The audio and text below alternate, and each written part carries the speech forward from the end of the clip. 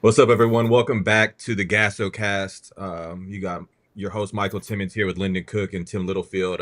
We hope everyone had a great Thanksgiving. Always thankful that our Thanksgivings kind of revolve around basketball too. So I know we really appreciate our families working with our schedules because there's so much holiday hoops that we'll talk about today's. But before we get started, some housekeeping. I'm going to redo our graphic for G1 committed teams because we've added some, and there's some really good teams that have won a lot of games at Gassos and all over the state and country that we're really excited to share with y'all. Lyndon, when's the latest team ranking dropping? Tomorrow, you'll see new rankings across the board from preps, private schools, 1A through 6A, and a lot of movement to expect in those as well. Awesome. And Blue just Gasso Blue, go to his Twitter account.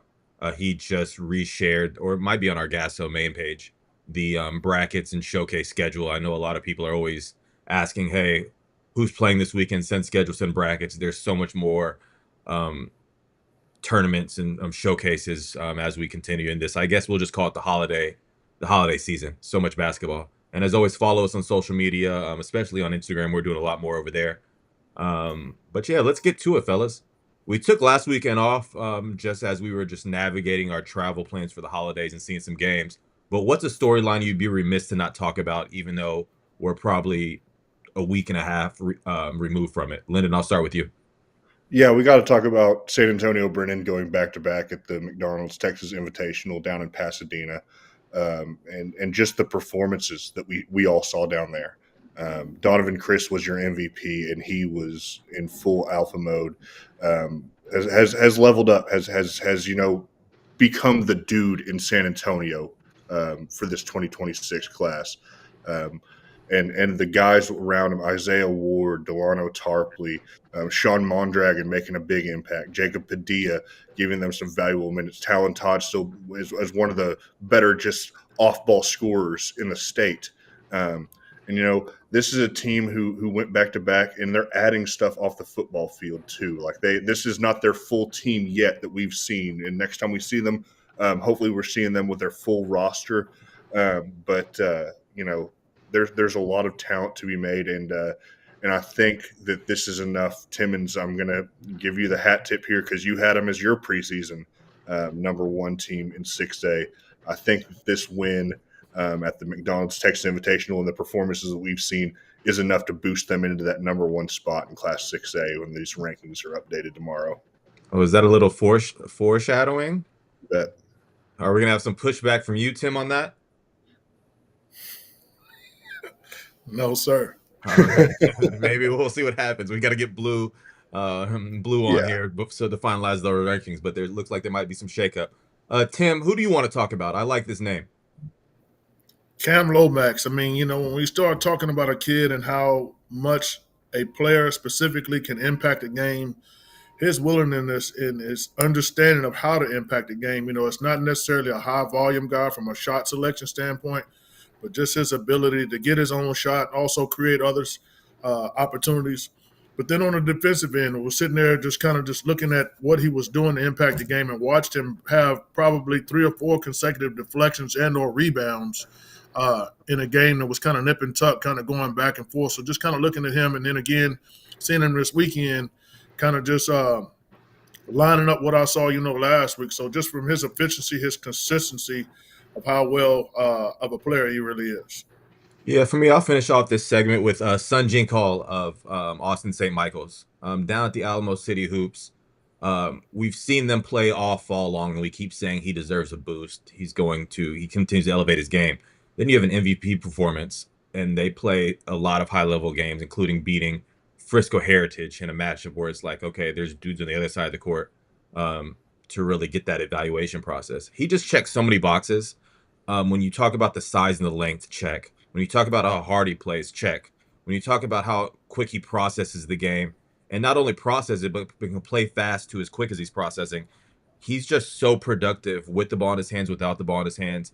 If there's a spot to cut to, he's cutting with urgency. He's playing above the rim. I always joke on social media, quit laying the ball up, doing finger rolls when you're way above the rim. He's starting to dunk those now. There's just so much and there's just so much of an opportunity for him to continue to get better. And it's great to see a prospect like that who's navigating that space to take one of those big jumps we always see with this junior class, to where there's those guys that have really taken a step, but there's another step that they're going to take. So he's been one of the better impact performers across the whole state of Texas early on the season. So shout out to him. So we mentioned earlier, we're traveling all over the place for the holiday season, for family, but for basketball as well. So, worth the drive. What's a game of performance that was worth the drive for you over this last week? Lyndon, I'll start with you.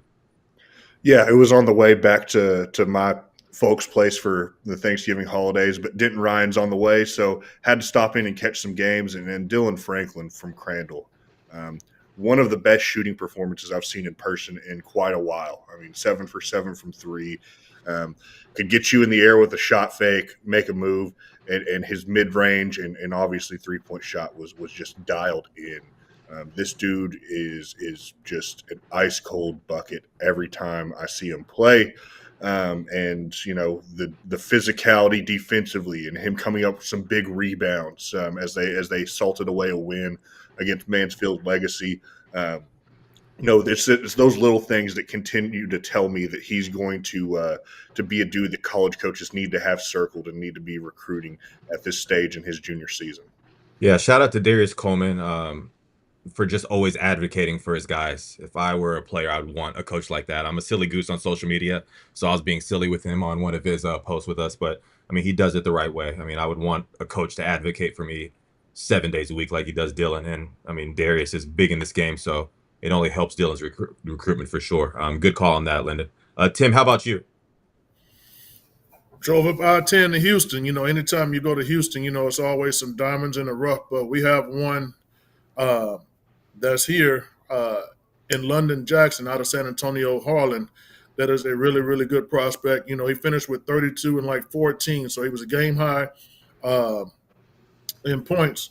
But the particular game that I was able to see was San Antonio Harlan against Beaumont United. So, not to be outdone, he had a really, really good 27. And Peyton Jones on the Beaumont United team, who's starting to really kind of show what we felt like that they would be when they have all of the pieces that they have on the floor. When you have him, uh, Big EJ that's out there, EJ Moore, and so on. So, with that particular game, it goes into overtime. Harlan had a shot to win. It goes in and out. But ultimately, Peyton Jones, just being who he is, a dude, as we like to call it, gets down here, puts so much pressure on the defense, making plays. But going back to London Jackson, this is a kid here that just is not afraid of the moment. When you look at his demeanor, when you look at his facial expression, I know Lyndon had an opportunity to go and see him, at the season opener that they had going on. It's just a kid that is just willing and ready to make plays, whether it be big shots or even big rebounds. We talk about him. He's probably got out of the 5 or 6 games that they have recorded, he probably has 4 or 5 double doubles. So it's a kid that's trying to figure out how to impact winning. But his team and the culture's embracing it. So it's not just a kid that's just coming on the scene and they're saying, hey, it's a typical freshman, so on and so forth, that, miss or thrown out there about. There's a kid that's responding to the call, and people, finally seeing what we've been talking about for a little bit. Absolutely. For me, it wasn't a worth the drive, it was worth the stay. When you're spending all day at Hoop Fest like I was Saturday, and you got those leftovers back at the crib in the fridge, you're like, man, I need something to really want to make me stay. And you know how we are, fellas. Like at Gasso season, we got to be there from sun up to sundown. So it does make us feel good sometimes when we can head out of somebody else's event a little early, just because we don't have that pressure to have to be there. It's not our event, but we try to stay as much as we can. But I was looking at the schedule and I'm tired. And then I see Frisco Memorial versus Booker T. Washington out of Oklahoma. And y'all, Lyndon, you know how much I love Jock Mitchell from seeing him this summer. Oh, yeah. So that Caden Defaball matchup versus Jock Mitchell was one I was excited to see. And it gave me a lot of insight on who Frisco Memorial is in a back and forth game. You get to see Xander Pruzinski, who stock probably rose even more in that game, playing against all the athletes at Booker T, just walling up blocking shots. I keep saying, like, he defends like he's playing volleyball at the net. He knows he's going to jump as high as he can, so he doesn't have to swat. He knows he's way up there, can block shots. He was just so productive offensively in the paint. Then you have Dylan Steffi in a game full of speed. He continued to make the right plays as their PG1. James Johnson, another sophomore, just made those plays. Just the winning gritty plays. If there was a layup to be made or offensive rebound put back, he was just making those no nonsense plays to keep them involved in the game. And then shout out Jock Mitchell and Mason Matulis on the other side for Booker T. Washington. They are one of the more fun teams in the country to watch. And that was just a high level game that boosted me to stay even longer at Hoop Fest. So shout out to Frisco Memorial Booker T for that game. It was definitely worth the stay. All right, let's talk some teams here.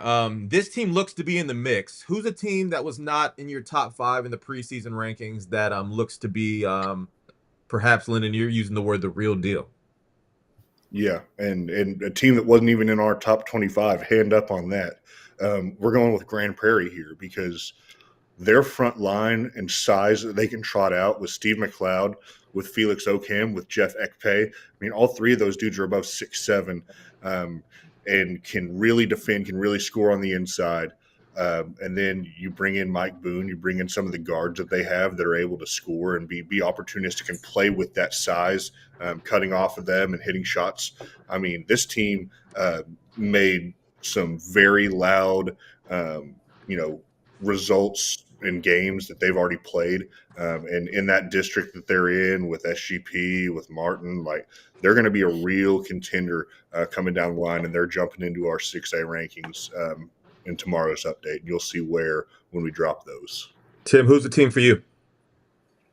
Humble deserves a lot of respect. I mean, they're really getting after people. They play with a lot of energy. They're flying around.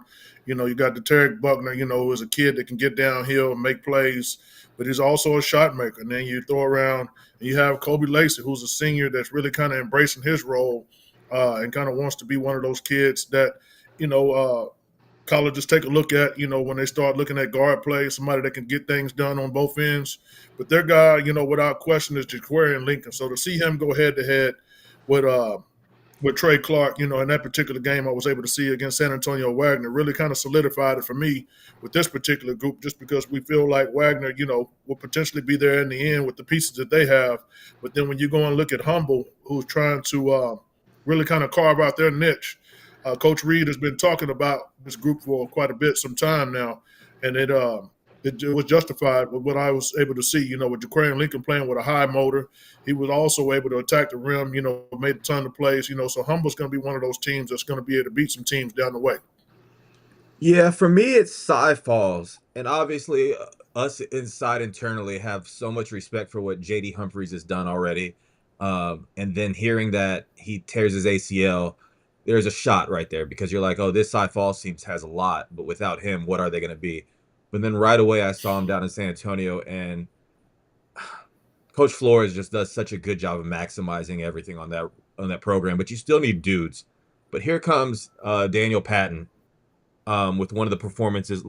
Tim, I think you would agree with me so far that we've seen. Just it's one thing to lead a group with the style that you play and how hard you play, but then when you can lead and go be that productive, interior, exterior, with a lot of those sophomores and younger players on that roster, I think everybody's still buying in, and I think Cy Falls is still a very, very dangerous team with a lot of upside. I think this team's going to continue to get better and better with the way they're coached and the way they know how to navigate this whole season, even in the playoffs. Like Cy Falls is still really on my radar, and I think they should for sure be in the mix.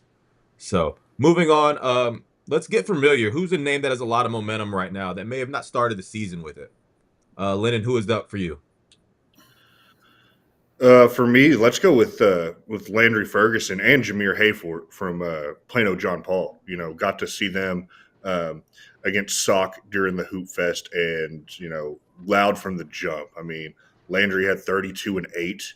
I mean, just was all business, getting to the rim, playing within himself, but still just was really efficient. And then Jameer, when you talk about a kid who's made a very quick impact from what we've seen of him in his junior season.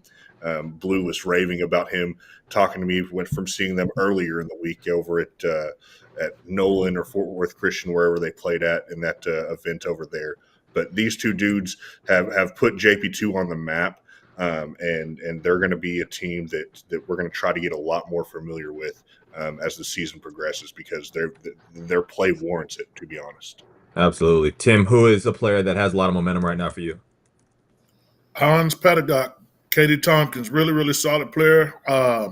Averaging about 16 a game right now, but also 44% from three. So he's a kid here that not a lot of people are aware of, but he gets it done. I mean, he's a kid that gets out in transition. I mean, he's very, very quick twitch, can get his shot off, but then it also can create opportunities for everybody else. So he's definitely a guard that people need to be paying closer attention to because he's a definite playmaker.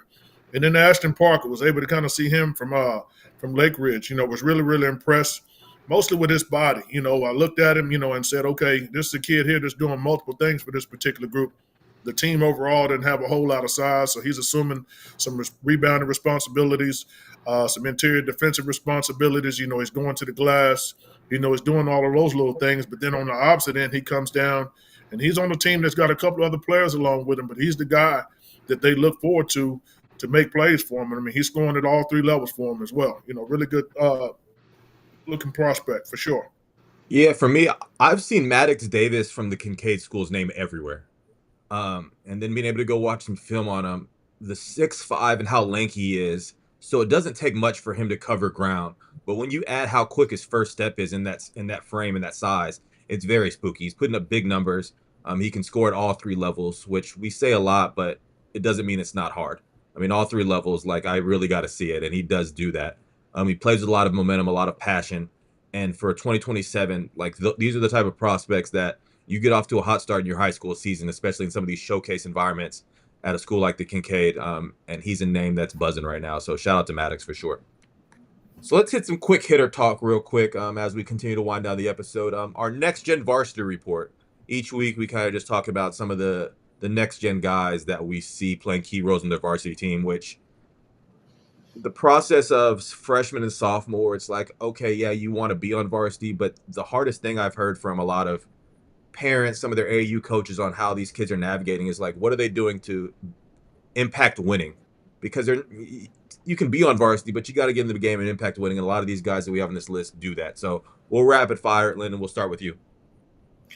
Yeah, let's go to Mansfield Legacy with the pair they have of freshmen with Kenneth Gabriel and JJ Thomas, because, I mean, these kids, you can tell that they've already earned the trust of Coach Kennison over there because they're in big spots. They're getting the ball in big moments. I mean, JJ is a physical downhill scorer. The 2029 always bodes well with good size and a good frame for his projections moving forward. And then Kenneth at 6'6".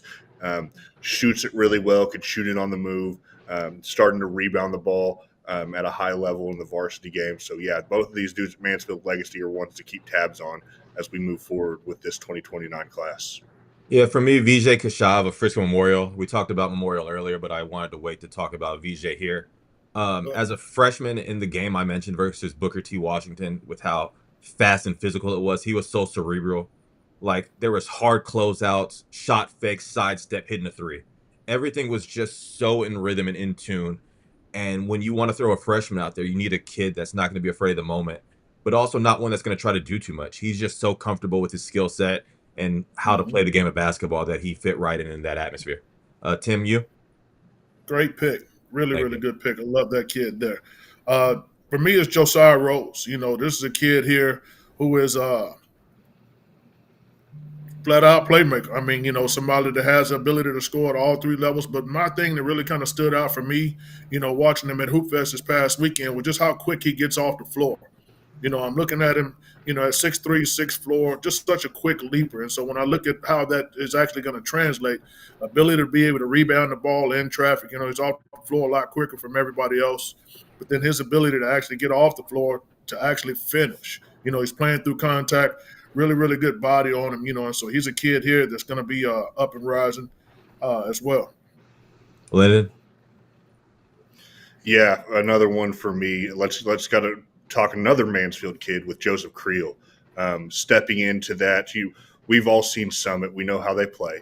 We know how tough they are defensively, and he's kind of embraced that. And he's still, if they're looking for a kid to make a shot, he's getting the ball because he's that good at 6'5", can really stretch the floor and give them another element from the perimeter. But in terms of his defense and how he's kind of embraced that culture that Mansfield Summit has worked to perfect over the last couple of seasons. Obviously, winning a state championship last year, it bodes really well for his game because he's somebody who, if he continues to get more and more physical and active, we know how skilled he is. That just, it points the light towards a player who's going to really be a problem and be the dude for them a couple years down the road. Absolutely. For me, Justin Harper, Frisco Lone Star. There we continue with Lone Star. We talk about the players that are in football season, and talking with those two, with Trey and Bryant Robinson, specifically. I don't think they expect to be on the basketball court anytime soon with their playoff run that they're going through right now. But Justin Harper has taken the scoring load, kind of taking that leadership load. He is an animal.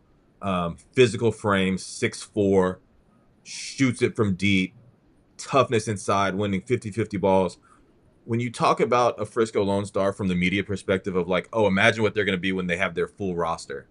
I mean, that Lone Star team, they're ready to play right now. They have multiple guards there that can all play, and it's just always only going to benefit them at this moment right now because they have guys that are able to produce and are going to be comfortable when their full allotment of talent comes back. But Justin Harper is playing some really, really high-level basketball right now. Tim? Anthony Key, a Atascocita, really, really good player. I like him with his length. He stands out with a versatile skill set, being able to shoot the ball from three. But the thing that really kind of stood out for me that kind of makes him my selection was, having to come in and play a pivotal role for them, having some guys out, due to injury and illness and what forth. But his ability to kind of withstand the responsibilities that comes along with that. When you have a Dave Martinez team, that requires, toughness that he always, embodies, with his particular group. So he's having to come in and play a role that he hadn't always had to play for them, but showing, again, his versatility and his capability of what he can do. He can put it on the floor. He can make really, really good reads off the dribble, but then his willingness to rebound and also stretch the floor when necessary. And then another one that I have is Maverick Curl Okafor. Lennon and I were actually talking about him. I was able to kind of watch them and when they played in Houston this past weekend. Just looking at his ability. Lennon and I were talking about him, and some of the things that Lennon had pointed out were the immediate things that kind of stood out to me were just his ability to get off the floor and rebound it. He's another one that has to play, multiple roles with his team just with their size situation that they have over at Kincaid. But he rebounds and he puts it on the floor immediately. He's pushing it out in transition, either pushing it down your throat, finishing, or he's finding guys that are open, but also creating scoring opportunities for himself. He's definitely a hot prospect that I'm going to keep my eyes on for sure. Absolutely. Moving on to our scoreboard performance gossip. This is kind of where we can't be everywhere at once, but we're always watching. So who are some of those performances or game finals that you saw that you want to just mention based off the landscape of Texas right now? Lyndon, how about you? Yeah, let's go with Kennedale, reminding everybody that they're still here. They're still the 4A D2 defending champions. Big wins over Brock and Crowley. I watched a little bit of the Brock game. That Jacoby Lovings is still showtime. So, yeah, check out a Kennedale game anytime you can. Yeah, for me, Trey Young at DeSoto. At Hoop Fest, he had 39 points, 8 threes versus Putnam City North. And I walked in late in that game when it was close. They ended up dropping a tough one, but the atmosphere was wild. So I went back and was able to see some of his highlights. And I keep telling you, like, DeSoto, they're another team that, in my opinion, is in the mix. They're so deep. They're playing that confident, borderline cocky basketball that makes them very dangerous, especially when you're in a district with a team like Duncanville, to where I think this district's kind of sneaky back when you're talking about those Tuesday, that's crazy to say sneaky back. But as far as like those district Tuesday, Friday night matchups all over the board, where I think it's going to be a very, very fun atmosphere. And so, yeah, I want to shout out Trey Young for having a huge performance there. Tim? Big one across the state. When you look at the pedigree and resume that Katie Jordan has, but Judson was able to go down into, to deal with the Texas Jamboree and knocked him off this past weekend. So I know just talking to Coach Ken too. He was really, really high about this one here. It felt like he had a really good feel for what they were going to do, and then also coaching his kids up. Judson to a degree is one of those teams that kind of slides under the radar, and when you kind of play against them, and even Mike and I, we had the opportunity to kind of watch them when they played against TMI the other day. They have pieces, and they have pieces to allow them to be able to kind of match up. They're not your wholesale names per se, but they have guys that go out and go make plays, and they stay in games just based on their playing style. And so for them to be able to go down and beat Katie Jordan in Houston was a very, very big deal for me. Yeah, definitely a signature win for that Judson program as Coach Cantu continues to talk about the steps it's taking to turn Judson into a really, really state contender. And that's a big win, especially considering it's a road game for them. So shout out to them. Lyndon, you? Yeah, first off, a shout out to Seven Lakes for going to Arizona, representing Texas well, going undefeated, and winning that championship out there. But the game that I almost let slip through the cracks here is Waxahachie beating Carter on Saturday night. Really, seismic kind of win. Speaking of that district we were talking about earlier, Timmons, Waxahachie's in there, Lancaster's in there, both Mesquite, Horn, and Mesquite High. Like this may, it's not sneaky back. It's all the way back because you got 6 teams that are really freaking good. Cedar Hill in there in the mix as well. Yeah, it's going to be must-see TV every night when this thing gets into district play. Yeah, I had a coach at Hoop Fest that said, "Hey, I'm leaving Hoop Fest to go see that game because he's recruiting Michael Gatewood." And shout out to the way Michael Gatewood's playing right now. Yeah, man. Like I said, for 2026s, just keep hooping. I promise you, just keep hooping, and good things will happen for you. Tim. Fort Bend Marshall, you look at them, you start to look and see where they've been, and you look at their overall makeup. Losing the players that they've lost over the last several years, you feel like, okay, at what point in time is this program going to take a nosedive and kind of take a step backwards a little bit? But with Coach Courtney, he coaches those guys up, and one thing about them is they're going to be physical. They're going to defend. They're going to beat you to the spot. They're going to make it very, very tough on you. So for them, beating San Antonio Wagner, who I feel like, on paper, is a really credible roster. Fort Bend Marshall showing us that there's still that group, in Region 3 that needs to be respected a little bit more than what we probably have given them credit for, down the road. But like I said earlier, they're definitely tough out. When you look at them, they have some size, but when you look at them, they also have some college body type guys on that particular roster. They are physical, so they'll push you around. They make it very hard on you, to do whatever you're trying to do.